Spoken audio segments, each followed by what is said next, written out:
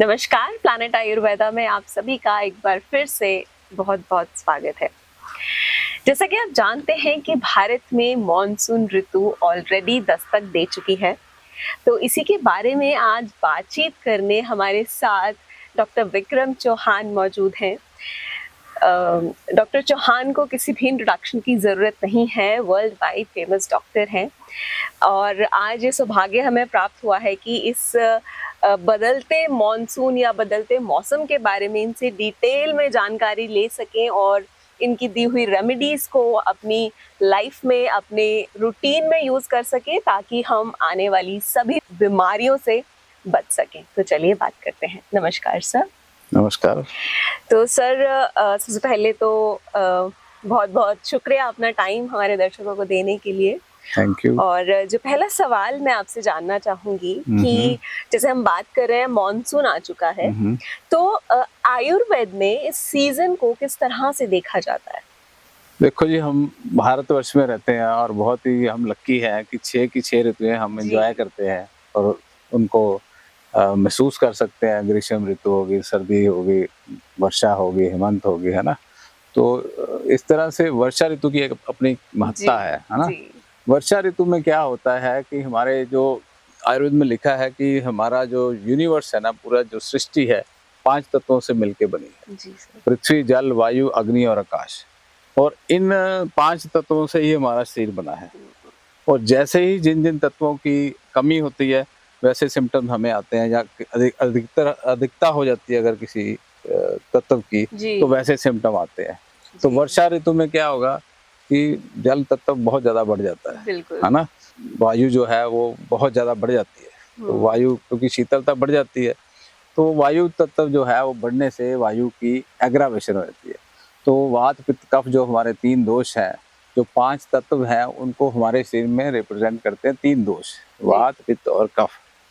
तो वायु की जो है अधिकता होने से हमारे शरीर में तो एक तो दर्दें होनी शुरू हो जाती हैं, है ना। जोड़ों की दर्दें होंगी और दूसरा अस्थमा का अटैक आना शुरू हो जाता है लोगों, कईयों को अस्थमा होता है।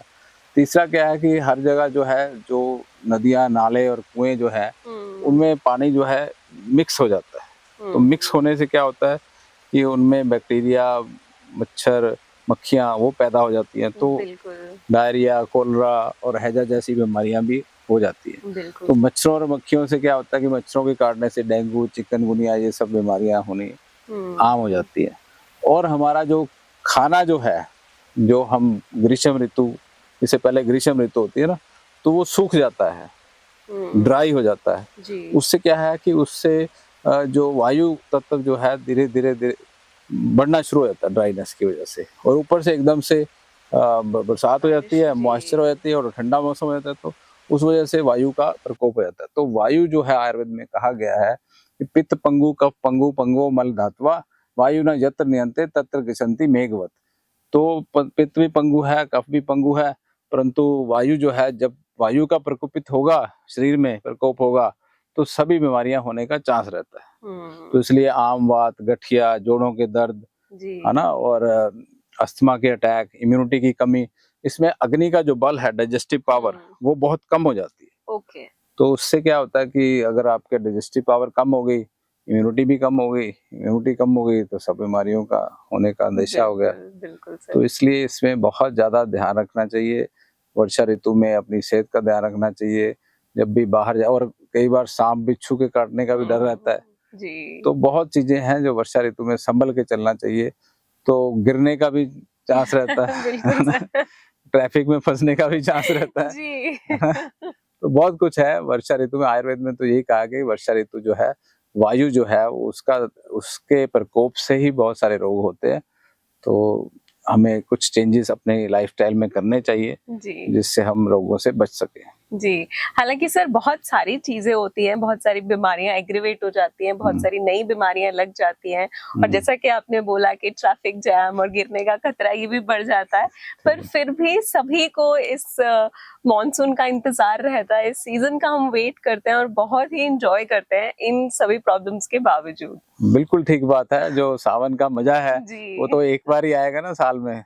तो वो बहुत ही एंजॉयमेंट वाला टाइम है। डेफिनेटली। और सावन के ऊपर बहुत सारे सॉन्ग्स भी हैं, बहुत सारी राइट। पोएम्स भी हैं इंडिया के लिटरेचर में। और इंडिया एक ऐसा कंट्री है जहाँ पे सावन खुल के बरसता है। बाकी बिल्कुल। यूरोप के कंट्रीज तो वहाँ पे वंचित रह जाते हैं, अफ्रीका में भी वंचित रह जाते हैं।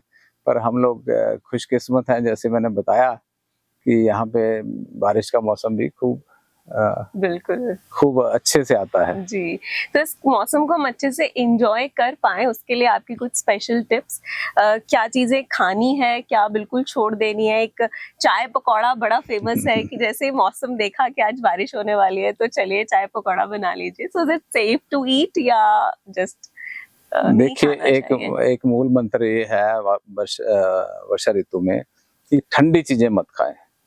जी। जैसे कि कटे हुए फल हो गए, हुँ। सैलेड्स हो गए, क्योंकि उसमें मक्खियां बैठेंगी, उससे आपको ओके। पेट खराब होने का अंदेशा रहेगा। ओके। जो बाजार का खाना है वो मत खाएं, क्योंकि उसमें भी मक्खियां भरपूर मात्रा में बैठेंगी, बिल्कुल। है ना। और अगर चाय पकौड़े खाने का मन है तो पकौड़े जो है वो फ्राइड फूड है, मैं ज्यादा रिकमेंड नहीं करता। परंतु हमारे देश का कल्चर है, जी। चाय तो कोई ऐसी बात नहीं, गर्म है तो आप ले हुँ। सकते हैं। परंतु अगर आपको बहुत ज्यादा एसिडिटी है, जलन है, तो वो आप अवॉइड करें। जो फ्राइड फूड है वो भी लिवर पर भारी होता है, परंतु अगर आप सावन का आनंद लेना चाहते हैं तो एक आधी बार आप ले सकते हैं, ओके। क्योंकि वो गर्म है, फ्राइड है।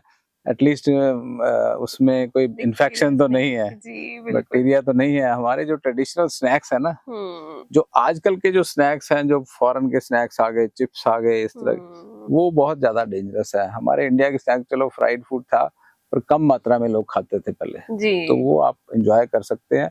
उसके लिए मैं मना नहीं करता, परंतु जो भी करें लिमिट में करें। जी।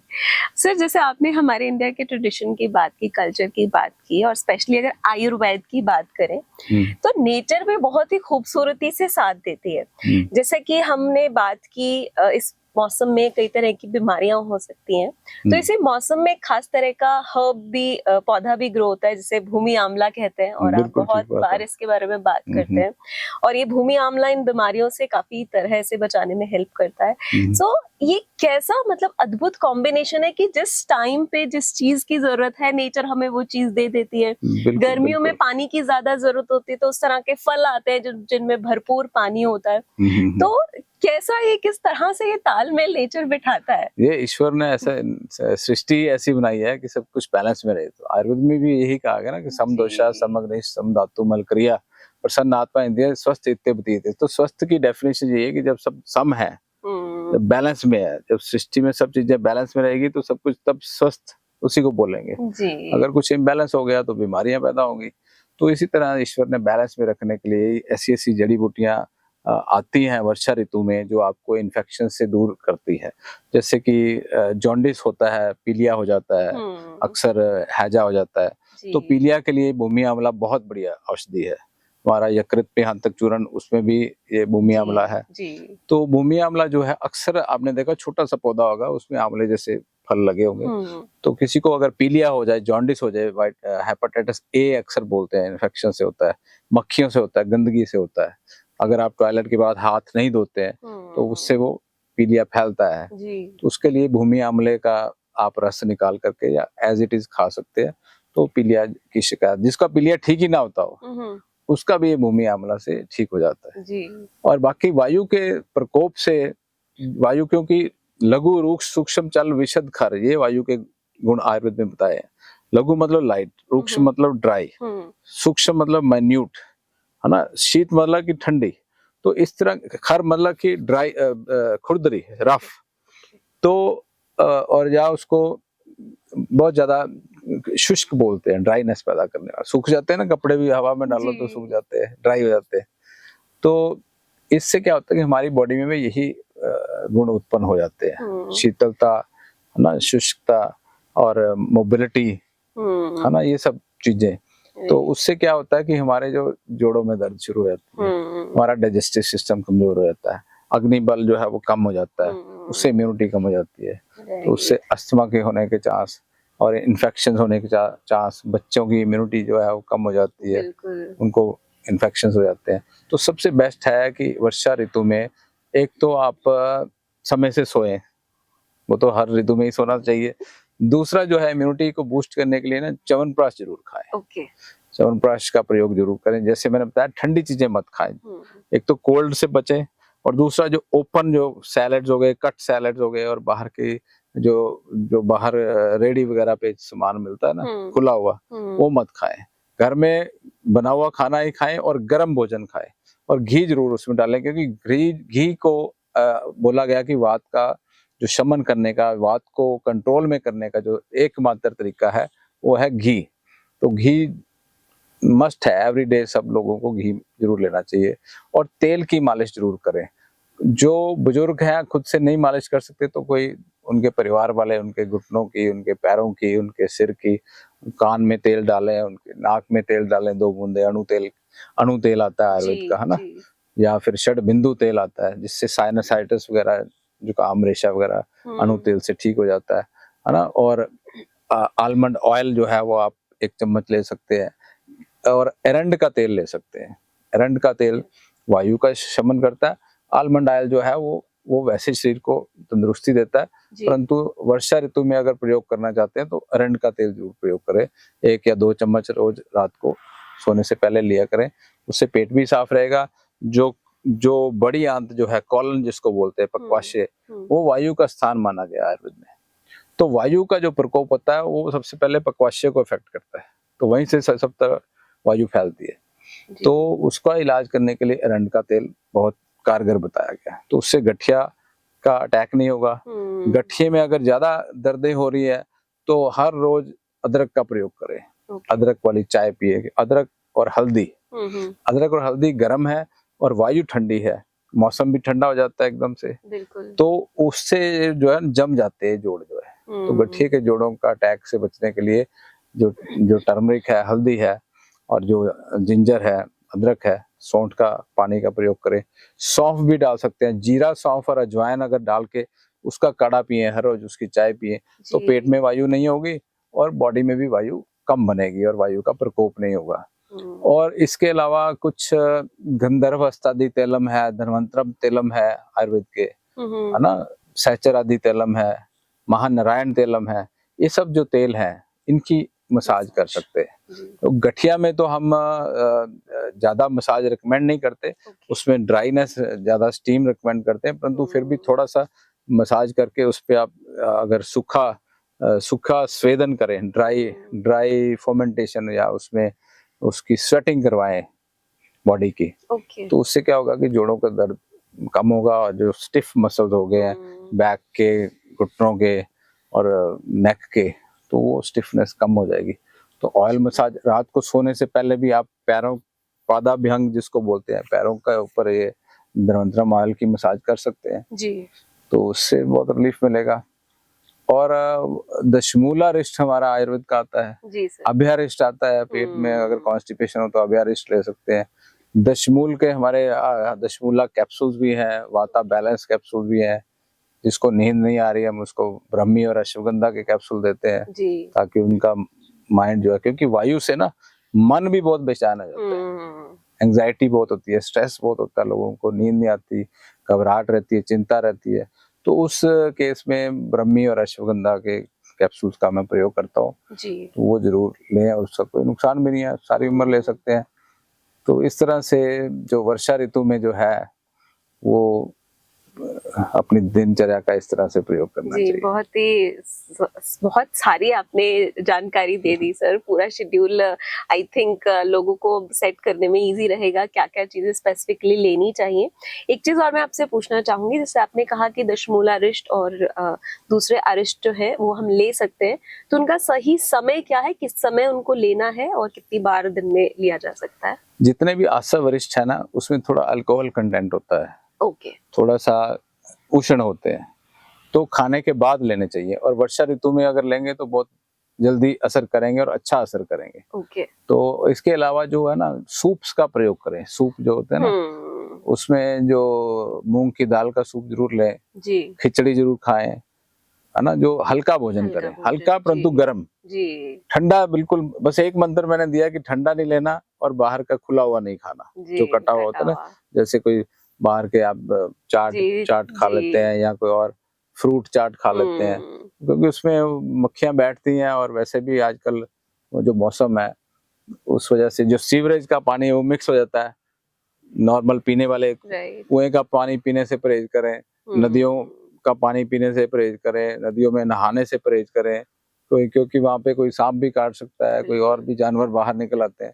तो इसलिए इन सावन के महीने में इन सब चीजों पे ध्यान जरूर दें। जी, इस जानकारी के साथ सर आपने बहुत सारे मिथ्स भी क्लियर कर दिए, क्योंकि अक्सर हम ये सुनते हैं कि बारिश का मौसम है तो बाहर का मत खाओ या कटा हुआ मत खाओ या कुएं का पानी मत पियो, लेकिन ऐसा क्यों करना है या क्यों नहीं करना है वो जानकारी नहीं थी, अवेयरनेस नहीं थी, भ्रांतियां या भ्रम ज्यादा जुड़े थे और लॉजिकल रीजंस नहीं पता थे, जो आपने डेफिनेटली क्लियर कर दी है। और एक चीज और मैं जानना चाहूंगी, बच्चों को तो बहुत पसंद है बारिश और वो भीगना चाहते हैं, बारिश में नहाना चाहते हैं, लेकिन पेरेंट्स डरते हैं इस चीज से, बच्चों को एंजॉय नहीं करने देते। उन्हें डर लगता है कि बच्चे बीमार नहीं हो जाएं। तो सबसे पहले तो क्या पेरेंट्स उनको अलाउ कर सकते हैं? और बिल्कुल अलाउ करना चाहिए। मैंने तो अपने बच्चों को कभी नहीं रोका कि बारिश में नहीं नहाना है। हालांकि मैं खुद भी हर बार एंजॉय करता हूँ। कल भी मैं इनफैक्ट बारिश में नहाया हूँ। तो ऐसा नहीं है कि बारिश में नहीं नहा सकते। बारिश का पानी तो जो है अमृत तुल्य माना गया है हमारे आयुर्वेद में, बहुत अच्छा माना गया। आजकल जो पहली दूसरी बारिश है उसमें थोड़ा सा पोल्यूशन हो सकता है, परंतु बाद में वातावरण क्लियर हो जाता है, बहुत धूल मिट्टी सब चली जाती है। और तो आप उसमें नहाइए और एंजॉय कीजिए मौसम का, बस उसमें भागिए दौड़िए मत, स्लिप मत कीजिए। लेकिन क्या उसमें नहाने से बीमार भी हो सकते हैं? नहीं, नहाने से थोड़ा ये होता है ना, जैसे मैंने बताया कि सर्दी लग सकती है, कोई किसी को जो अगर इम्यूनिटी कमजोर होगी जी, तो उसके लिए आप अपना खान पान ठीक रखें, अपना भोजन जो है वो अच्छा करें, अपना उष्ण भोजन करें, जैसे कि खिचड़ी वगैरह का प्रयोग करें, घी खाएं और च्यवनप्राश वगैरह खाएं, तो इम्यूनिटी ठीक रहेगी। और ये जो हर्बल चाय मैंने बताई है, जो हल्दी वगैरह का, जिंजर वगैरह, जिंजर टी लें, है ना, जीरा सौंफ अजवाइन का काढ़ा लें, तो इन सब चीजों से गर्माइश भी रहेगी बॉडी में और कोई प्रॉब्लम भी नहीं आएगी। जो आजकल बच्चे खाते हैं ना, जो पास्ता, मैकरोनी और इस पिज्जा, इस तरह की जो फ्राइड फूड हो गया, और जो जो कि यूरोप से आया फूड या अमेरिका से फूड आया, या जो जंक फूड आया है, जो पेड़ पर नहीं लगा बस वो नहीं खाना आपने, जो जमीन से नहीं उगा वो नहीं खाना, जो घर में बना है, जमीन से उगा है, भगवान ने जिसको बनाया है उसको अच्छे से घर में किचन में हमारे आयुर्वेद के हिसाब से जो संस्कारित करके उसको अच्छी तरह से कुक करके, तो इंडियन किचन के हिसाब से इंडियन कुजीन बेस्ट है पूरे वर्ल्ड में, है ना। तो उस तरह से खाना खाइए। और जो आजकल जो मेयोनीज आ गई ना, मेयोनीज आ गई या और कई तरह के ट्रेंडी खाने आ गए, तो वो मत खाइए, तो उसको अवॉइड करेंगे तो ठीक रहेंगे। बिल्कुल। और जैसा कि आप हर बार कहते हैं कि सीजनल और रीजनल, स्टोर वाला फ्रूट एंड फूड भी नहीं खाना है, तो बिल्कुल स्टोर्ड वाली चीजें नहीं खानी, जो आपके देश में उगती है। आपका देश मतलब आपका इलाका जी, देश का मतलब ये नहीं कि इंडिया में, इंडिया ही बहुत बड़ा है, जो आपके एरिया में, आपके स्टेट में, आपके एरिया में आसपास जो उगती है वो चीजें ज्यादा प्रयोग करें, बाहर की चीजें, क्योंकि उसमें कई दिनों तक उसने ट्रेवल करके आना होता है, उसमें कई प्रिजर्वेटिव, कई केमिकल्स, कई कुछ हो सकता है। तो बाहर के जो फॉरेन के फल खाने का ट्रेंड है उसको भी थोड़ा कम करें, अपने देश के फल खाएं और अपने देश को एंजॉय करें। जी बिल्कुल सर, बहुत सारी जानकारी आपसे मिल गई है हमें। आई एम श्योर कि सारे डाउट्स जो भी होंगे लोगों के वो क्लियर हो चुके हैं। और चलते चलते कुछ स्पेशल टिप अगर आप देना चाहें हमारे ऑडियंस को, स्पेशली इस मौसम के लिए, और जब भी सीजन चेंज होता है, जब भी कोई परिवर्तन होता है, उस वक्त किस तरह से अपना और अपने बच्चों का ख्याल रखें? आयुर्वेद के जो प्रिंसिपल्स हैं उनको समझे। आयुर्वेद कहता है कि हमारा जो शरीर है 5 तत्वों से बना है और पूरा सृष्टि भी 5 तत्वों से बनी है। अक्सर मैं हर वीडियो में ये बोलता हूँ। इस चीज को, कंसेप्ट को समझे अगर आप, और अपनी प्रकृति को समझे जी। तो ये टिप देना चाहूंगा सबसे पहले कि अपनी प्रकृति को जाने। अगर आप वात प्रकृति है तो वात वाली चीजें मत खाएं। आपकी पित्त प्रकृति है तो पित्त वाला खाना मत खाएं, उससे पित्त बढ़ जाएगा जी। अगर आपकी कफज प्रकृति है तो कफ वाला खाना मत खाएं, कफ बढ़ जाएगा। तो अगर आप अपनी प्रकृति के अनुसार खाना खाएंगे, आहार, विहार, विचार और व्यवहार अगर प्रकृति के अनुसार करेंगे तो आपको कोई भी रोग होने की संभावना नहीं रहेगी और 100 साल तक आप तंदुरुस्त रहेंगे, खुश रहेंगे और अपना एंजॉय करते रहेंगे। जी, thank you so Thank much you. Sir अपना कीमती समय देने के लिए और Thank इतनी you. खूबसूरत जानकारी देने के लिए। आई होप आप सबके क्वेश्चंस स्पेशली सीजन को लेकर क्लियर हो चुके होंगे, लेकिन फिर भी अगर आपका कुछ भी डाउट है, कोई भी शंका है या आप कुछ भी जानकारी चाहते हैं तो आप कमेंट बॉक्स में टाइप कर सकते हैं, हम आपको जवाब जरूर देंगे। और अगली वीडियो आप कौन से टॉपिक पे चाहते हैं या किस चीज के बारे में जानकारी चाहते हैं वो भी हमें लिख के जरूर बताइएगा। तो फिलहाल के लिए दीजिए इजाजत, मिलेंगे जल्द, तब तक के लिए नमस्कार। थैंक यू, नमस्कार। www.planetayurveda.com पर जाएं और वहाँ पे हमारे जो कंसल्टेंट्स हैं पूरे वर्ल्ड से हमारे पास पेशेंट्स जो है कंसल्ट करते हैं आयुर्वेद के रिलेटेड। हमारे MD आयुर्वेदा डॉक्टर्स हैं जो कि व्हाट्सएप वीडियो कंसल्टेशन के थ्रू आपको कंसल्टेशन देते हैं और आप ऑनलाइन अपॉइंटमेंट बुक कर सकते हैं और अपने जो फ्रेंड्स हैं, जो फैमिली के लोग हैं, उनको आप बता सकते हैं। लिवर, किडनी, लंग्स, स्किन, दिल, पेट, घुटने, सिर, पैर या बॉडी के किसी भी पार्ट से जुड़ी हो कोई भी समस्या अभी कॉल या व्हाट्सएप करें और घर बैठे समाधान पाएं 6209123456 पर। हाँ जी, अब सब बीमारियों का इलाज है बहुत आसान। आपकी सेहत से जुड़ी हर समस्या का समाधान मिल रहा है घर बैठे। अब आप दुनिया के किसी भी कोने से टॉप प्लैनेट आयुर्वेदा एक्सपर्ट से ऑनलाइन बात करें, परामर्श लें और दवा की भी करवाएं होम डिलीवरी। हेल्थ प्रॉब्लम्स कोई भी हो, सोल्यूशन सिर्फ एक, www.planetayurveda.com। पूरे प्लैनेट की सेहत का नंबर 1 साथी।